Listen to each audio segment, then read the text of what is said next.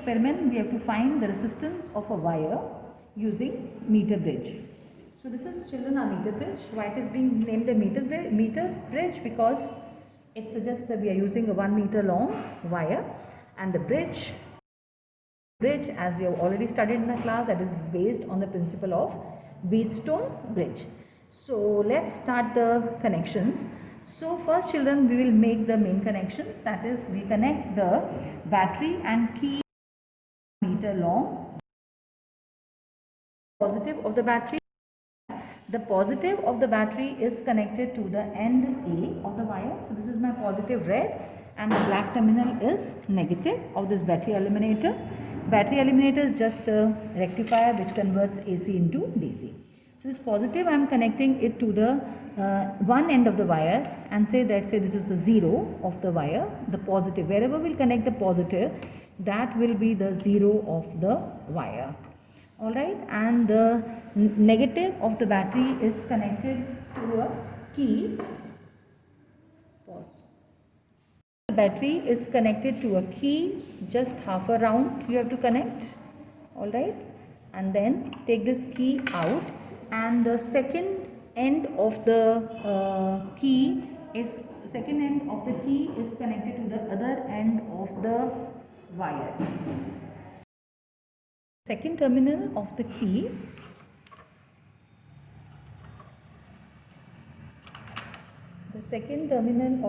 will be connecting to the, just half a turn, and second terminal will be connecting to the second end of the key will be connecting to the second end of the wire. That is, the wire will be connecting this connection. Just a half a turn, and the connection should be tight, right? And then see that, children, within these two resistance wires, we can see that within these two gaps we will connect this resistance wire, whose resistance is to be calculated. So just half a turn, again I am insisting, only then your connections will be tight. This is the second end I will connect in this screw.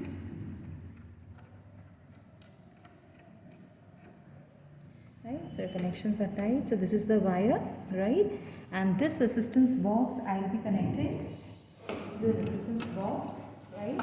And this will be connected within these two gaps.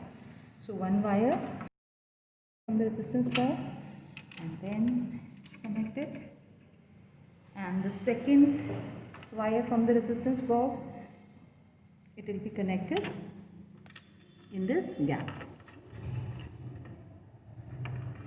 right?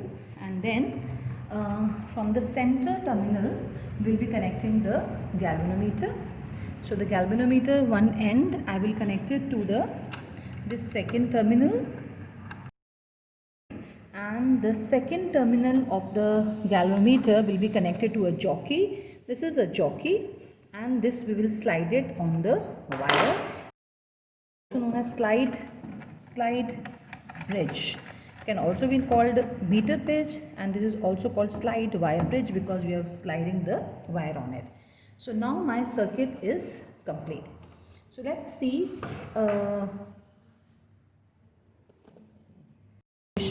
So switch on the battery eliminator, and we have to insert the key, and this will be on the 2 volt only.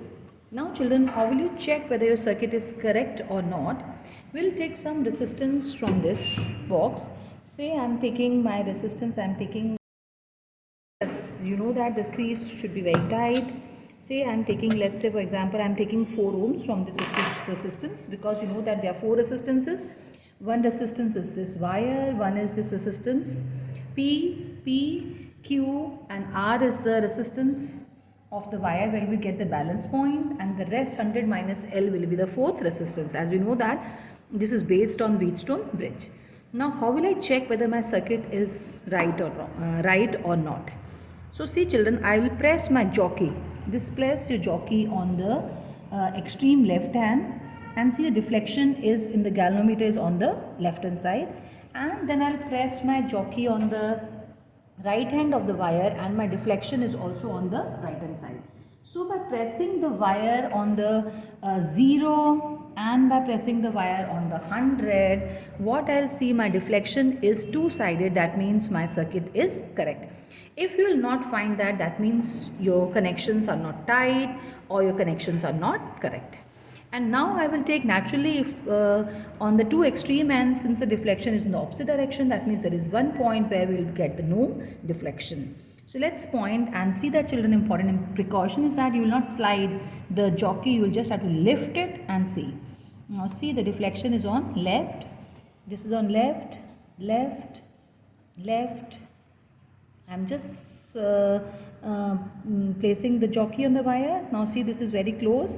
Now in this region you can slide it very softly, okay.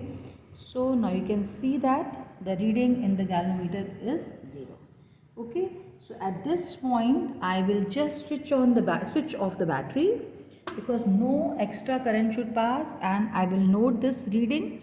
So as you can see that the reading is just correct straight, put it straight jockey, it is 51 centimeter, right? So how will you record the observations? So you have to record your observations, like this is my observation table. So your least count of the meter width is just a simple meter scale. So its least count is 0.1 centimeter, and the least count of the galvanometer, as you can see, again 10 is range and 10 is number of division. So it is 1 division. And now the resistance, first observation which I have taken, the resistance I have taken from the resistance box is 2 and 2, that is 4 ohm. And where is my balance point? My balance point was 51. So what will be 100 minus L? 100 minus L will be 49. So using this formula, X is equal to R into L upon 100 minus L, I will find the resistance. So in this way you have to take 5 observations. How will you take the in the resistance box? Say I have taken resistance 4 ohm, and then I can take my resistance to be 4.2 ohm, 4.5 ohm, 4.8 ohm. Children, you have to be very, very careful while you are taking the resistance from the resistance box. To take only those values of resistance for which my balance point should lie between 40 and 60. This is a very, very important precaution, you can say that. And only then, if my balance point will lie within 40 and 60, my galvanometer will be, my meter bridge will be more sensitive. Okay, so like this you can change the resistance in the resistance box, and you can take the 5 observations and take the mean. That will give you the resistance of the resistance wire.